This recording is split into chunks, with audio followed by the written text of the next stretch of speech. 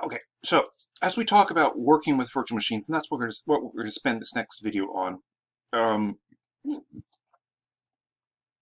we aren't just going to, of course, we're going to talk about configuration and moving them and maintaining them, etc.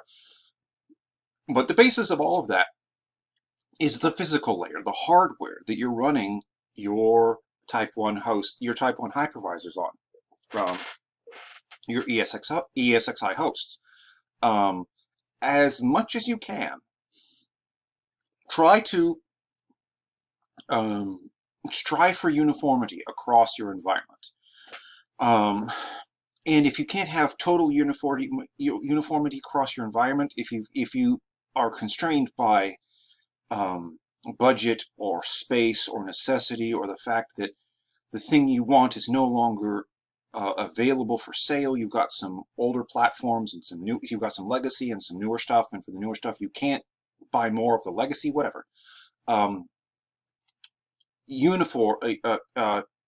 Standardize or standardize in pockets, so that all the stuff talking to one vCenter server is running one set of hardware. One of the other stuff managed by a different vCenter appliance is talking to a different set of hardware. It doesn't have to be exactly identical, but you should at least, as much as you can, level out the amount of RAM that all of these things have. Make sure your storage is more or less standardized. Say, for example, they've all got a mirrored boot drive, a couple of 300 gig mirrored, a couple of 300 gig drives for your boot stuff, and the hypervisor itself in a mirrored array, and you've got X number of other drives of a certain size and type and speed in a RAID array on the same hypervisor.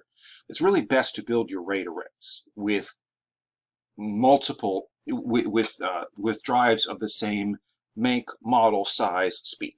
You really don't want to mix up. Just to have a Frankenstein RAID array.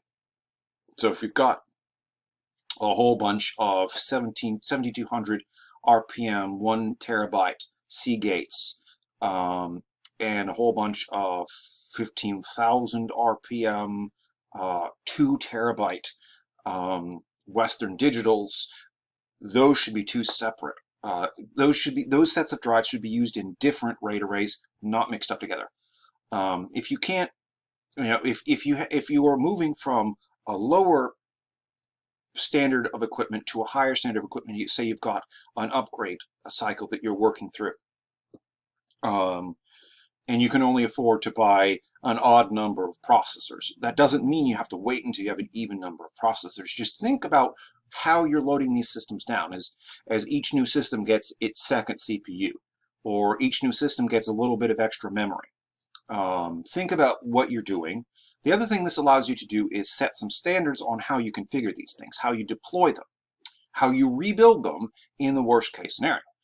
Now, when we talk about these ESXi hypervisors, they use a number of config files, and this is actually should actually look pretty familiar to you if you've ever looked in the directory where your VMware VMs live on your local system. There's a VMX file with the hardware configuration information. This is actually something you can edit, add keys to it. On your local machine, you can add these keys with a text editor. In the ESXi host web client, you can go add keys and add it there.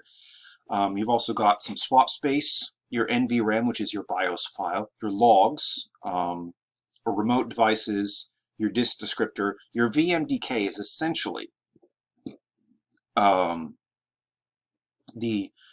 hard drive, the virtual hard drive. And if you've got more than one virtual hard drive, you'll have more than one VMDK. So this is a disk descriptor, and there's an underscore with also VMDK, which is the disk data. There's two different things. There's one's the disk descriptor, and one which is the data. Make sure you get them both.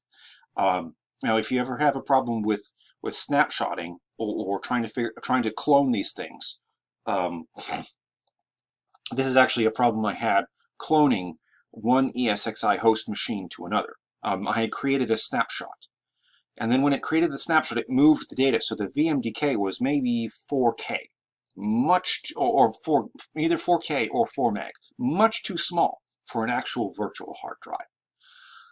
What I did, VMDK stands for Virtual Machine Disk, like the VHD, Virtual Hard Drive of, say, Hyper-V.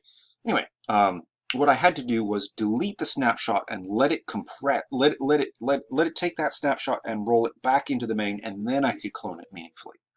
We've also got some snapshot state files, data, things like that. Now, your logs may roll over every once in a while. If you need to keep them, you should probably implement some kind of log rotation policy. If you're having issues with a VM starting on your local workstation, what you may need to do is take those logs, move them to some other directory, and then start it up again. It'll create a new log file with its name. And that may be all you need to do to troubleshoot a VM that just will not start. That has happened to me in the past. I've moving VMs from one storage location to another. Occasionally they can get confused and they just will not start. Not for any reason that has anything to do with the guest OS, but just the VM itself.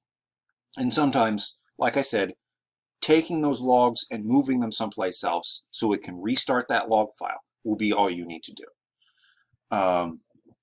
Now, what an ESXi host does is store all this stuff in what we call a data store. You'll actually see those as you're managing your ESXi hosts. This is one of the three main categories of management in an ESXi host. You've got your VMs, you've got your data stores, you've got your networking. You can that can be either a local hard drive or a shared network drive or a SAN. When you're naming these VMs, make sure that you don't do anything silly with them. Don't use spaces. Think very carefully about the kinds of special characters you can use. One of the other standards we use is basically to name the VM and the guest OS the same thing. So think about your planning process as you're deciding how to name the VMs and name the guest OS. Make sure you can do something that will match with both. And some of that will kind of depend on the guest OS you choose. Some guest OSs don't like underscores. Others don't like dashes. Others don't like any kind of special character at all, and you'll be limited to alphanumeric, or alphanumeric of a certain length. Say, for example, Windows NT boxes don't really like host names that are longer than 15 characters because that screws up NetBIOS naming just a little bit.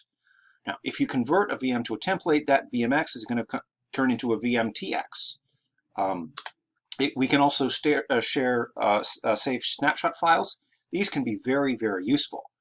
It may also have a lock on it if it's in a network file system, an NFS data store. These snapshots can be very, very useful for quick recovery. On the other hand, if you've got too many of them, they're kind of just cluttering things up. Make sure you manage those. Thanks, and we'll be right back to talk about virtual hardware.